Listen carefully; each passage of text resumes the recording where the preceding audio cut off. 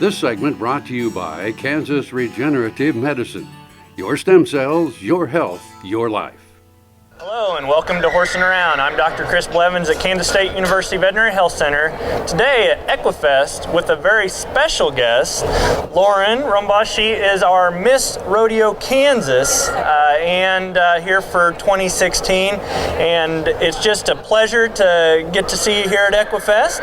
And I think that a lot of people would like to know, what do you do in a year? I know it's just jam-packed, so can just give some detail of what you do in the state of Kansas representing Miss Rodeo Kansas?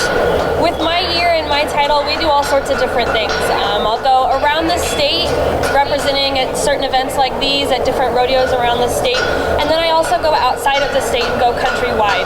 I spent the last week in Florida, and then spent a few weeks in Denver, and we'll go to Calgary, we'll go to Cheyenne, kind of all over, and just represent the beautiful state of Kansas and all that we stand for, and the sport of rodeo as well.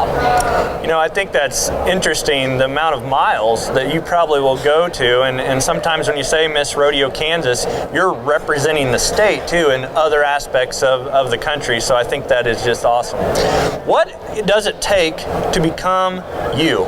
You know, I think at a very young age, some gals will probably see out and they'll kind of inspire to want to be, you know, I'd like to be Miss Rodeo Kansas. What does that entail, or when should they start, and how does that involve into Miss Rodeo Kansas?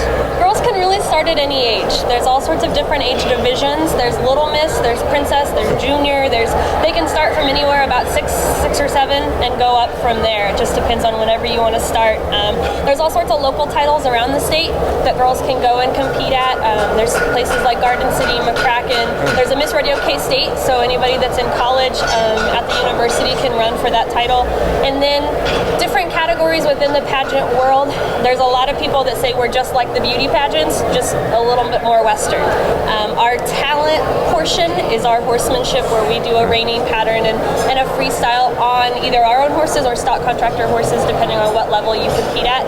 And then we have speeches, where we do 2-minute prepared speech, or some pageants do extemporaneous speaking, which is what I will be doing at the Miss Rodeo America pageant here in November of this year. Wow. And then, so those are the two main categories. On top of that, we have modeling, where we will model different outfits depending on whether it's Western dresses, the long leather dresses, or we do Western arena apparel, as well as sponsored outfits and certain things like that.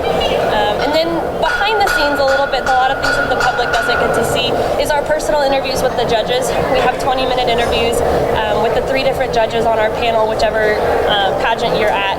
And then, so they just kind of get to know us and get to know what we stand for and why we're here and why we want to do our job. And then we have a written test that is all based on horsemanship and rodeo knowledge. So anything horse-related, equine, veterinary health, equine training, nutrition, and then as far back as past rodeo knowledge. So we kind of go all different directions, and then we have impromptu questions that are with our different events when we do our speeches on our modeling and that kind of thing.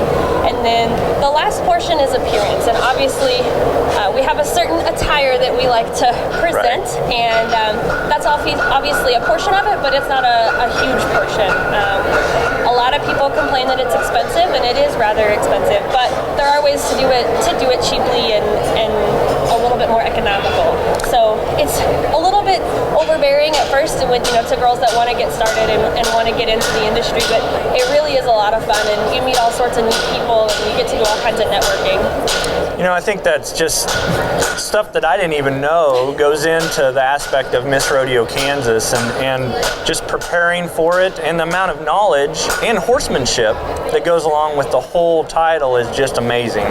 Well, thank you very much for joining us here today, and have a good time here at Equifest. I will.